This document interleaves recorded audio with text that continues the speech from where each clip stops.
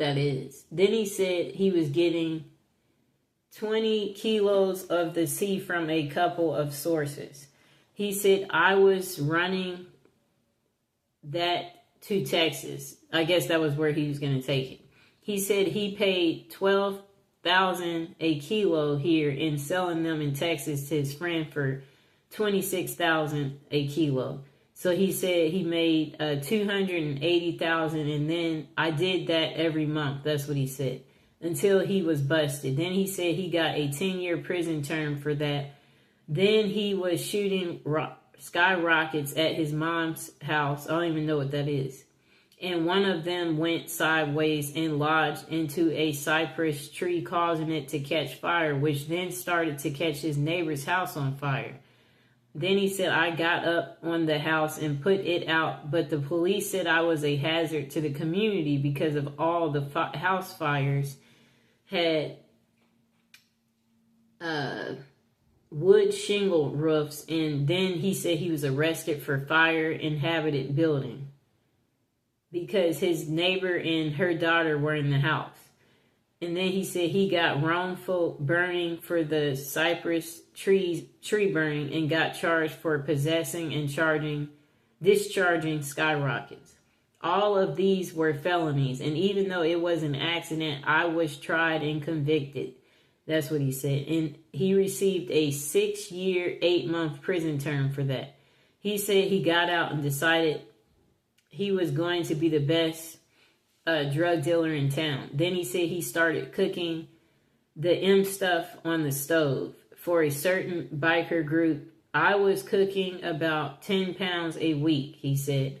I made over $1 million in around 8 months.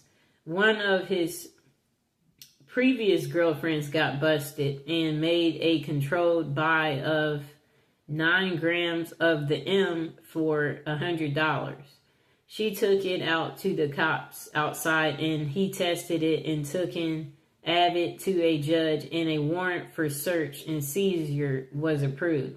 They raided his house and caught him with 11 pounds of the M and 9 pounds of the W, 3/4 of an ounce of the C, and 10 grams of the H, about 1,000 narcotics in pills. It's too much stuff he has on here. So then he said they got $300,000 in cash from his safe when they caught him. And last but not least, he had 3 firearms. Then he said he got a 10-year prison term for that. After he got out and was on parole, he got caught with 3... I don't even know what that is, but he was caught again with the M and got 2 years for that.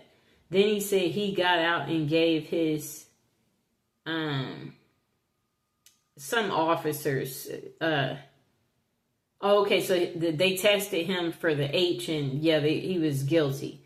Then he said she came back with the police and raided his apartment, so he got in trouble. They found more of the stuff in his girlfriend's room or something. And they wanted to give him life in prison for that. His brother and his mother talked to the district attorney, and he wound up getting a 10-year term for that tiny piece of H stuff they found. He said he studied law in prison and got an associate's degree for a paralegal. He was working in a law firm office, and some super weird bad stuff happened, which caused his fiance to commit suicide. He began using more and more of the H stuff as a result, and then he said he blew through his bank account and was broke. He said he got fired from the law firm for making too many mistakes on legal briefs. And then he said to get money for his addiction, he began to rob banks and rob a bunch of them. Then he said he got busted for the bank robberies. They wanted to give him a 46 years to life at first. Sounds like he keeps going to prison his entire life. That's the kind of life he was living. The attorneys where he was working took the case free of charge. It took 3 years in the county jail to get the sentence down to 15 years. Then he said he got out of prison and enrolled in a substance abuse program, got off drugs, and now he's a 67-year-old man on SSI and disabled.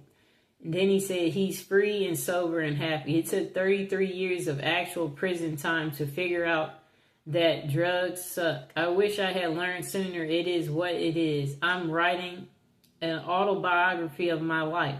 I've named it Diary of a Dope Fiend.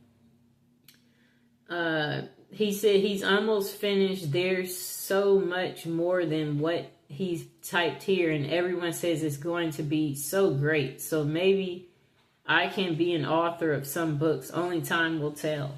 Well, I'm glad he got himself together. But who knows? Maybe he will be going back because of how many times he went. So the next person said, how can Android users make extra income, blah, blah, blah. Okay, so that's a different article. Oh, okay, no. Here it is. This person said they ended up there because allegedly they had CUT somebody 43 times. It was the very first felony charge, and it was aggravated assault with a deadly weapon intent to hurt them. It was trying to give they were trying to give her life for her first felony for the first time, really being in serious trouble. After sitting almost 2 years, her lawyer got her out. They were able to establish that she had PTSD due to getting, she was in some type of domestic situation for 10 years of her life from her ex-husband. And so she blacked out when really upset, and she started, having some type of abuse go on with him. All she remembers of him is him punching her in the nose and remembering. Okay. So, yeah, okay. I'm skimming through this. So she says then she was only 30-something years old, and she said, can you imagine, it's been her life has been in prison, and you're only 30-something. That's a long time to be in prison. Now I'm a good girl. I don't mess with the, whatever that is. Okay, so that's how she got there. Next person. Some of these people, they don't sound too smart, to be honest. They said they've been to prison twice, both times over drugs. They said their first real stint started when they were only 23, and it was pretty scary. This was in a Texas state prison, and about as awful as it sounds. Gangs ran the place, and violence was just a fact of everyday life. While I was lucky enough to never get severely permanently injured, they said they got plenty of scars. Worst two are a 5.5 scar, one on their stomach from, a shank in prison, and then a noticeably bulge in their collarbone where it healed crookedly after being broke by a huge dude who wanted to get friendly, which I wasn't down with. Besides the human dangers, the prison itself was hazardous. Some areas were infested with rats, and they had roaches. This was their big risk everywhere. Then they said, I guess they're trying to say it would get hot in the cells. 115 was like the temperature at their prison. Then he said guys occasionally died when they were, I guess, put in the hole, I guess he's saying. Okay, so he said they had something called a hot box, where it is an isolated cell with direct sunlight. Okay, and that people don't survive it. That's what he said. Then he said one winter they had an outbreak that was terrifying. Half of the guards were so scared they wouldn't come into the block at all. Then he said a buddy of his in segregation said they went days without food during it. He said he never had any symptoms but would show positive for skin prick, TB test. I think that's tuberculosis test since which was caused issues in his own right. He doesn't write very clearly. No wonder he ended up in prison. Then he said, the second time was in a federal prison up in Kentucky. It wasn't fun by any means, but was significantly safer. He said guards in the federal system are better paid and as a result much more professional and less corrupt. There were still some bad ones, but they were the exception rather than the rule. So his first prison seemed to be in Texas, where it was super hot. Then he said, you also had access to drug counseling and a GED program if you didn't graduate high school. He spelled GED wrong. They were underfunded, but I'd say there was much more focus on rehabilitation rather than just warehousing people. Then he said, don't get me wrong, there were still some gangs and violence. People who claim federal prison is like summer camp are mostly lying. The true club feds went away in the 80s. And then he said, this wasn't a fun place to be, but it also wasn't nearly as awful as his time in Texas. Okay. The next person. Let's see. Okay, so this person said what they did was violate every trust ever given. This person said they stole everything. Let me see. And drove drunk. That's what they said. So that's a DUI. They said they got busted with drugs. They said they had stolen cars. They were carrying weapons and just basically being a menace to society and a disgrace to their family in every way imaginable. They said they didn't care about anything, anyone, any law, or even getting caught. They said they didn't care about jail or prison. They said, I wanted what I wanted when I wanted it. And they said the consequences was loss of trust, freedom, and pain. They said they did this for years, but the point is he wants to make was that whatever he's saying there, he was trying to, this doesn't make any sense. I guess he used drugs to escape or something. Well, anyway, he said he's been out for many years now. He never went back and found a place in people and God that could help him address his real issues that were causing his behavior. He said he's been sober for a long time now and still struggles to be a better person sometimes. And that he has no desire to go back to any of the madness of his former life. Well, duh.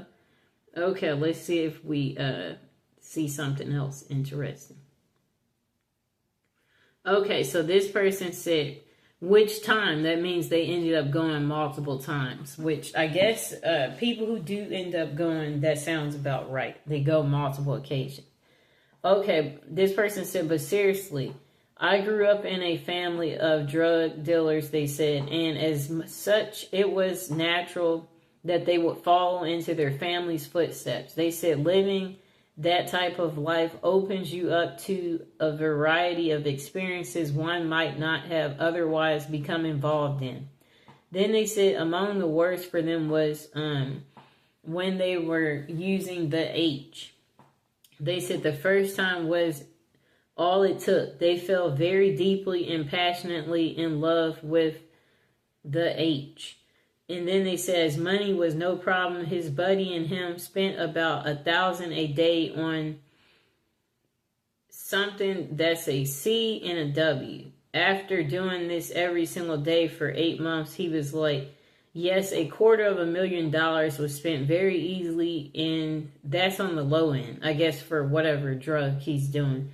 He said up until the morning he woke up and had no drugs. He said he had not experienced what will inevitably happen, the withdrawals he's talking about. He said he thought he was going to die. He said it's funny, right when this happened, his connection was, I don't know what he's saying. So I guess he said he had no money, which means no drugs. I guess no money meant that he was forced to stop. Then he said he became a person who forged checks, where he made 400,000, and then he said later he was arrested by the FBI and sent to jail. He said, as anyone knows that has been involved in the U.S. criminal justice system, once you have entered, there is no exit. That old revolving door just keeps opening for you, and it seems you can't never get out. Wow, that sounds very sad. He has some people agreeing with him. Okay, so the next person said they went to prison for 29 years for murder. They said of a 22-year-old that was abusing their sibling, their brother. And then they said they was in several different prisons, and the experience in each was different. They said the first one they was at Missouri State Penitentiary. It was the worst. They said at that place there's stabbings every day. You always had to be aware of everything because things would happen in a second. So then he said he had to resign himself, so he was okay, he was not mentally doing well. So, but after 5 years, he got transferred. He didn't think he was going to survive at that prison. There was still violence, but not nearly as much. And he said the prison was cleaner and had AC. He found a perk. That's funny. Looks like that's interesting. Let me see. These people have some stories. Wow. Okay, we're about to get into the next story. It's just so many.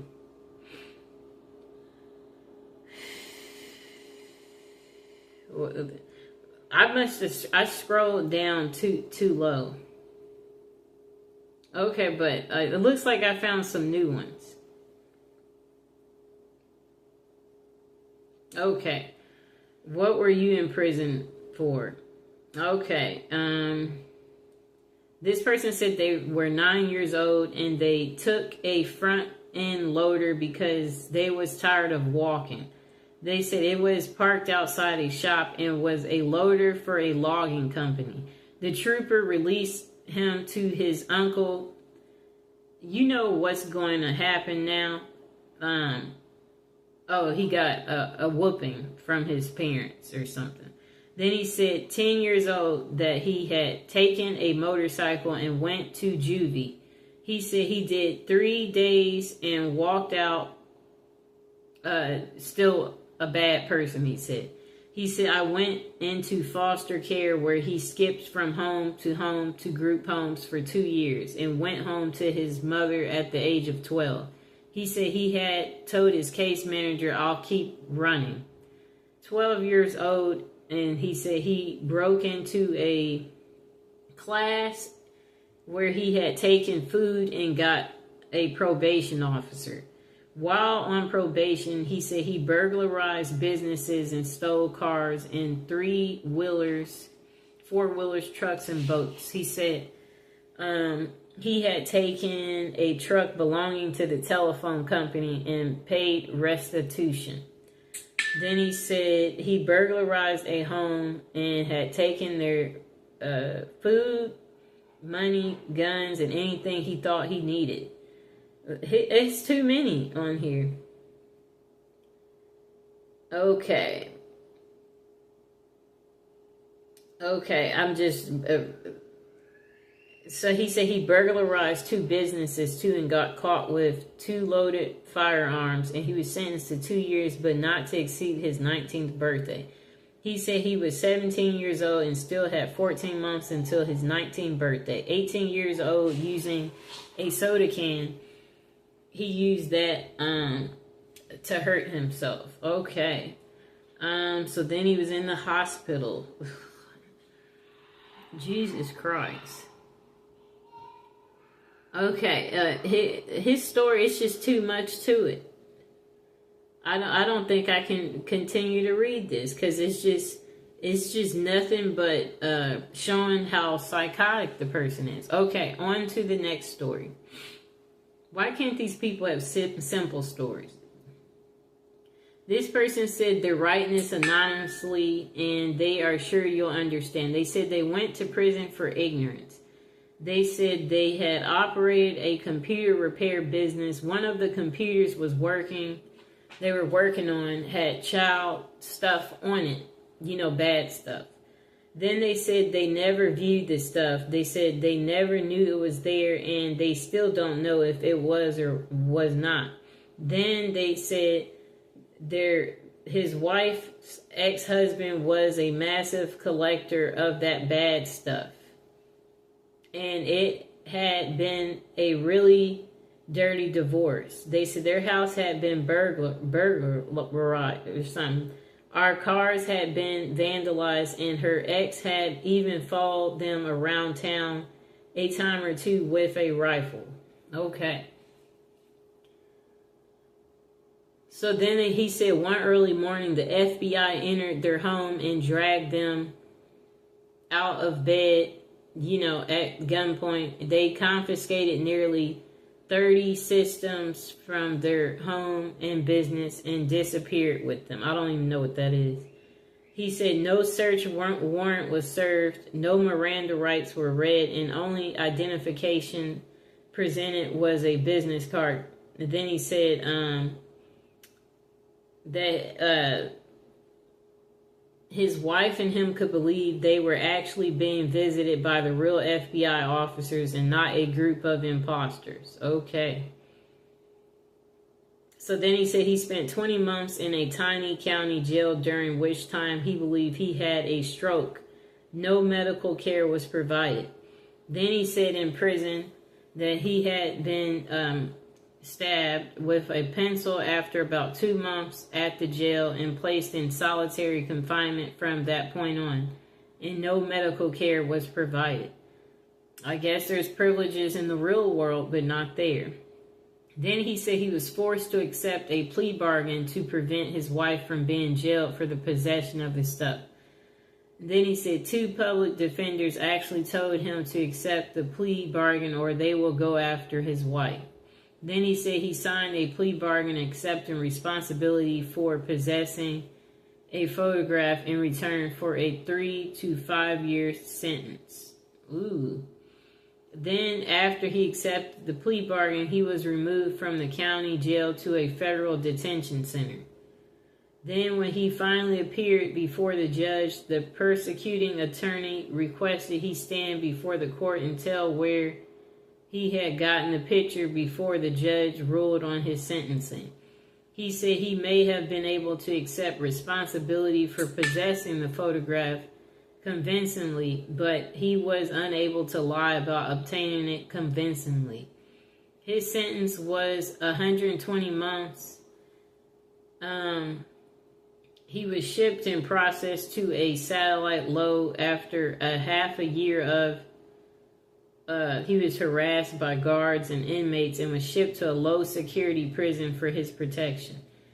After being, he said, assaulted at the low for being a chomo is what they called it. He said it's a prison term for what he did.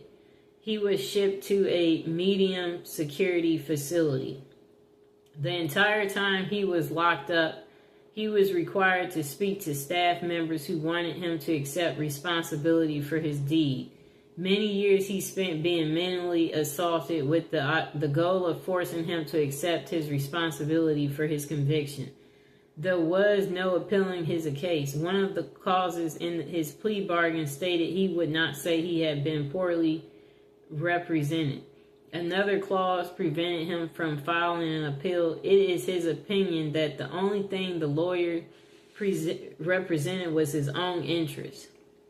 Now, as a free person, he said he's required to go through group therapy weekly with the intent on getting him to accept responsibility for his crime, even though he has passed 3 separate polygraph examinations to prove his innocence. You may ask, is there justice in America? He can only speak to what he's experienced. Perhaps if he had been guilty, this could be considered justice, perhaps. Okay, what a sad story. He said he dealt with the shame of his conviction by believing he was convicted for being ignorant of how the justice system works, ignorant about how public defenders work, ignorant of too many things that directly affected him. He said he's been shunned by his parents, siblings, and niece and nephews, stepchildren, and grandchildren, and his in-laws, and every friend but one. He said he lost his baby sister to cancer and his grandparents to old age. He said his wife, bless her, is here by his side for the remaining by her husband's side. She is shunned too. And then he said he has a lawyer willing to take his case to the Supreme Court, and she has won a few cases similar to this. Whether he wins or loses, he said he prays every day for simple acceptance from his fellow man/woman. But he said even if he had been guilty, he has paid his dues, yet due to the nature of his accusation, he still gets treated like dirt. He said, I don't say this with any agenda except to perhaps educate people to a simple fact. Whether or not a person was actually guilty of a crime, after that person has paid their penalty, no one has the right to continue to judge them. No one except the higher power. Again, thanks for the upvotes. They help. Then he said it is now 5 years after his release, and not much has changed for the better. He said, I guess he's fatigued over this. He said his mind goes on strike and leaves him in a daze. He said, let me see. His life was destroyed by our legal system. And then he said, update, 6 years after his release. I keep praying it'll get better. 7 years after his release. He said, I have some of the answers and see I need to clarify a few things.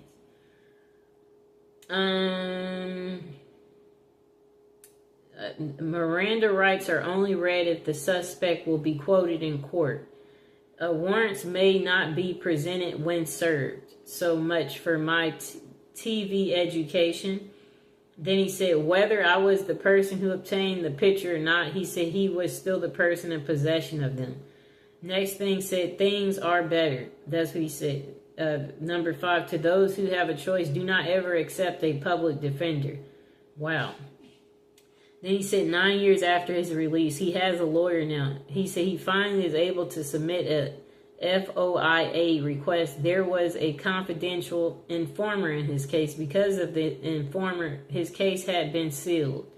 Then he said also because of this informer, the warrant that had been signed and sealed by the magistrate, the warrant was expedited because it was believed he had the ability to destroy the evidence if allowed the chance to do so. He said currently the courts have ruled he no longer has to register as a sex offender list until the courts rule in his case. Okay, so he said he's not on that list no more. Then he said 11.5 years in prison, 5 years on supervised release, 9 years on the list of the bad list. And it appears the courts will now clear his record. Wow, I guess he had tough time. You know, that was a crazy story. This person said they used some type of tool and got someone 43 times. They said it was the very first felony charge, and it was an aggravated assault with considered a deadly weapon, intent to harm them. They were trying to give that lady life for her first felony for the first time, really being in serious trouble. After sitting almost 2 years, her lawyer got her out. They were able to establish that she had PTSD due to getting in a domestic dispute with her ex-husband. Okay. Let me see.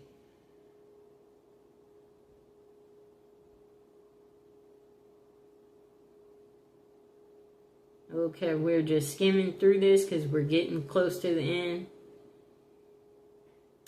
You're not going to believe this, but this person said, but they did all the time for 20 years for delivery of a lousy $10 bag of the H. They said they were sentenced as a career offender in the federal system. You can easily verify everything I'm about to tell you by looking at the federal sentencing guidelines. And then he said, anybody who has been convicted of 2 prior felony drug convictions or 2 prior felony violent convictions or 1 of each as a career offender. Okay.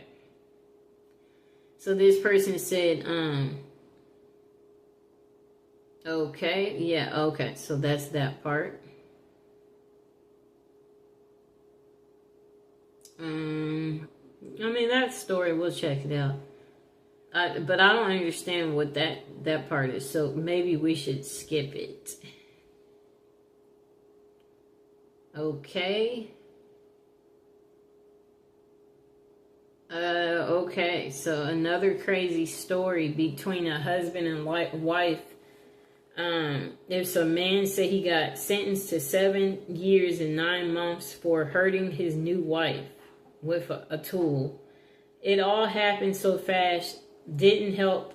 He said he was on drugs, did 5 to 9. I don't know what that means. Got, I guess, 5 to 9 years or something. Got a bit over 3 months left on parole, and then his sentencing is finally over. He said that's the worst thing he's ever did, but best thing to ever happen to him. Being away from society taught him so much about himself and what's important to him in life. Also was finally being able to kick the gear to the curb. He said it was a bit embarrassing. He just wants to put it out there that what he did was wrong. No justification behind the actions. And he's like, violence is not the answer. There's always another way. He's not ashamed of the man he is today, but he does live with regrets and took... he's saying to not take people's life, and still he's paying for this, to this day, for the stuff that he's did. He said karma is, a thing, and he's just like, take care of people. His writing's not very clear. Okay.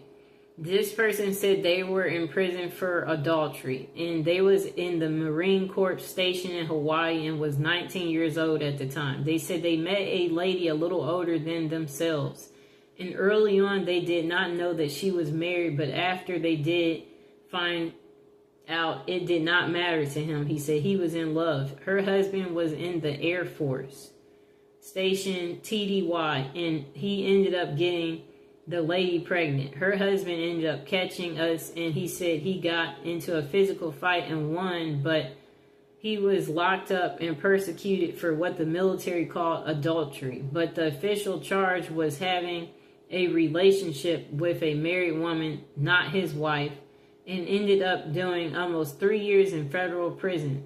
Believe it or not, most states have a law against adultery but never prosecute anyone for it. Interesting. The husband wanted to take their children away from her and was offered a deal that if he were to testify that she was a negligent mother, that he would not get any time. And he said he loved the woman and could not do that. In 1962, it was hard to take children away from their natural mom. She did testify against him and instantly forgave her, as she had 2 other children to think of, and she was pregnant as well. After she delivered the baby, his mother ended up adopting him, and his parents raised him to adulthood. His name is Tony. Then he said he never saw her ever again, but did end up in touch with her and stayed in touch until her death a few years ago. He said he still loves her. Aww. Okay, so the next story. This person said as a senior prank, their high school had a tradition of stealing the statue from in front of the local Big Bob's Boys restaurant and putting it in their school. In his senior year, they guessed the manager at the restaurant had gotten tired of it, so he had that statue chained down to its pedestal with a heavy, dusty chain.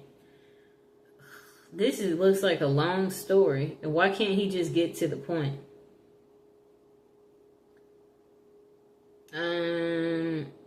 Okay, that story seems to be too long. Okay, so this is a story from a woman. Most people claim to be innocent while incarcerated, and then she said she was completely innocent. She said she was born in prison. The story of how her parents ended up in New York in 1970 varies upon whom you speak to. Some family members claim that her father was a member of the Weatherman Underground and that he made bad stuff to sell to the Black Panther Party. Others claim their incarceration was due to a fight they had with a landlord in Northern California. Others just claim ignorance. Okay, her story seems too long.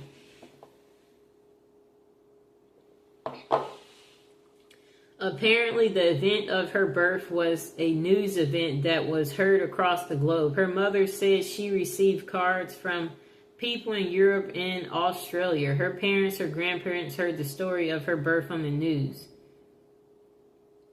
Walter Cronkite was the anchorman, is what she was told. Her grandparents had no idea where her mom was or that she was even pregnant. They were shocked when I don't even know how to pronounce that name, advised them that their daughter just gave birth to their granddaughter while incarcerated in New York and then was being held at Belleville Hospital. The following morning, the grandparents called social services in New York. They were told that yes, the story was true and that she was being held and considered abandoned. Immediately, they flew to New York.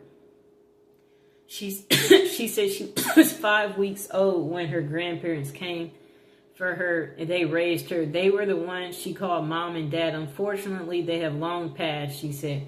Her mother and her speak regularly, and she has always been in her life, sort of. She is a wonderful person. Her father, she's met only 3 years ago. She said she was 43 at the time. He had been searching for her all her life. The ultimate joy her presence gave to him was outstanding. He was a wonderful man as well. She keeps in contact with both parents regularly. You may be curious as to how she feels about her early prison sentence. She said I was innocent. I don't recall. I didn't do it. I'm not sorry. I have turned out just fine besides of it being kind of a cool story. Sounds like she's speaking for her mother. Okay.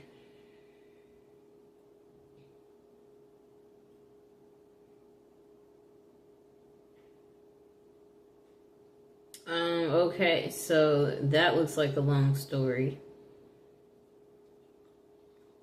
Wow. Some of these stories are just entirely too... This person said they murdered a man who was... Okay, no.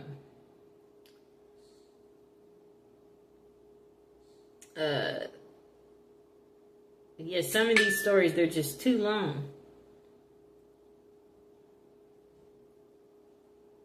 This person stole 42 cars. That's how they ended up there. I like how they got to the point. Okay. Again, this case is someone in possession of drugs. That's how they went.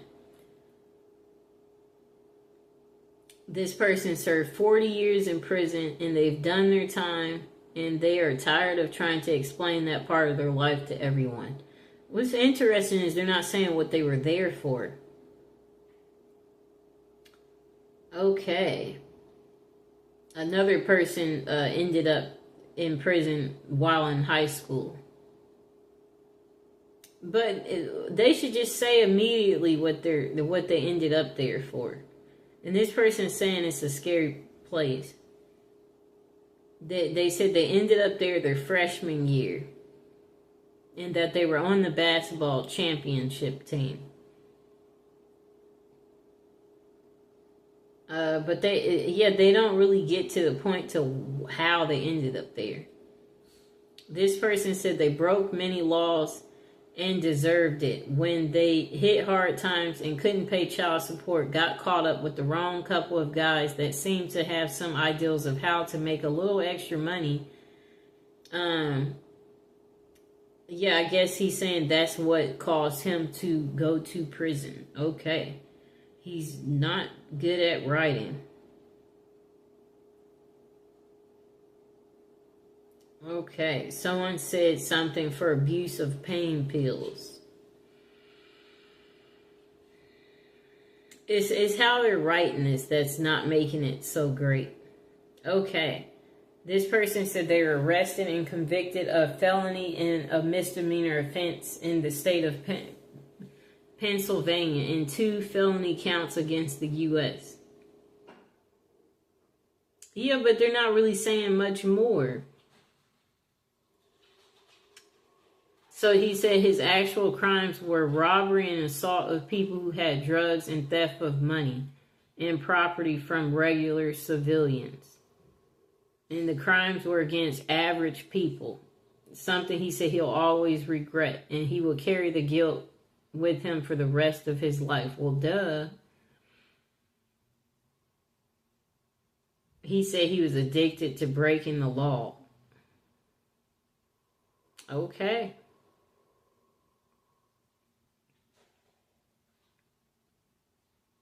This person said murder of an innocent person with their hands. Okay. They said it was a mistake. Not on purpose.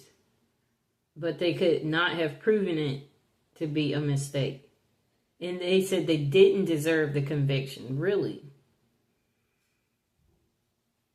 Okay, so, okay. We'll probably do one more story.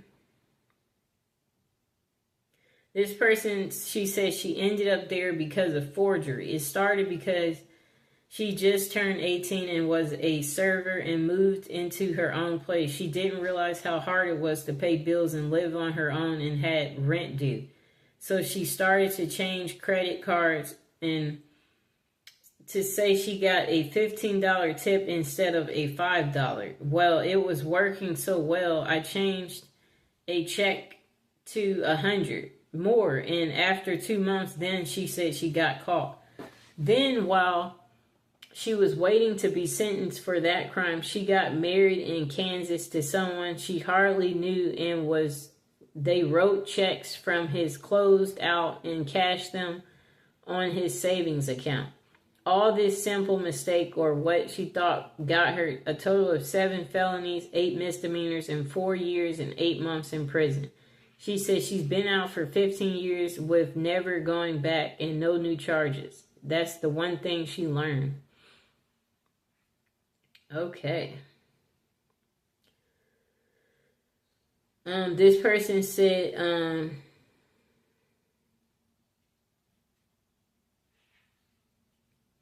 okay. I'm trying to see what she did because she's not getting to the point.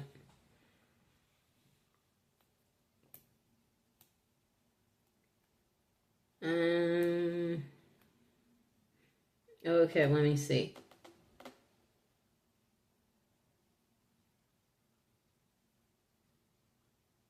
This person said they went because they weren't fast enough to dodge the cops. They were trying to break into a liquor store and then more cops arrived. Good story. Okay, so let's see if we can do one last story and then call it a day.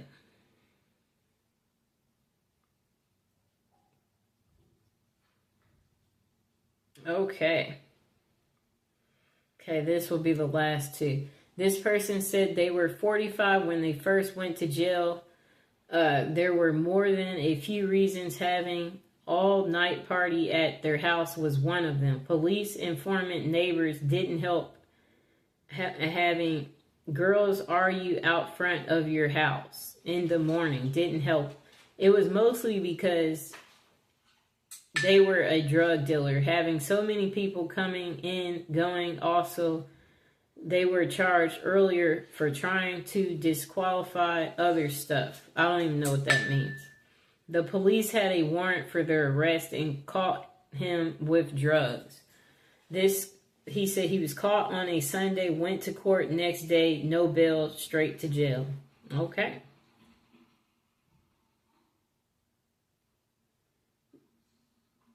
Next person said they was given a 28-year sentence for burglary while armed as a repeat offender, of which they served 18 years, 2 months, and 4 days before they was sentenced on parole. They said they feel the need to expand on their answers, so they're adding this.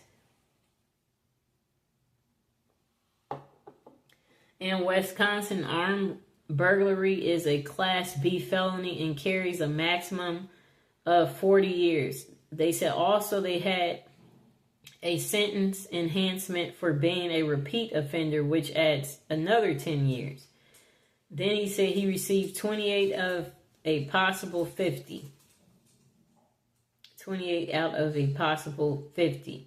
Okay, of 50 years. 28 years instead of 50, which was the maximum. He said he also had a felony assault charge, which he received 10 years of probation for. Okay.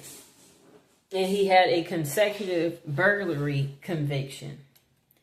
Other factors were that he had 2 prior felony convictions that he received when he was in adult court at 16. So that was at age 16. He was given 18 years and 2 months. Goodness gracious. That's the majority of his adult life.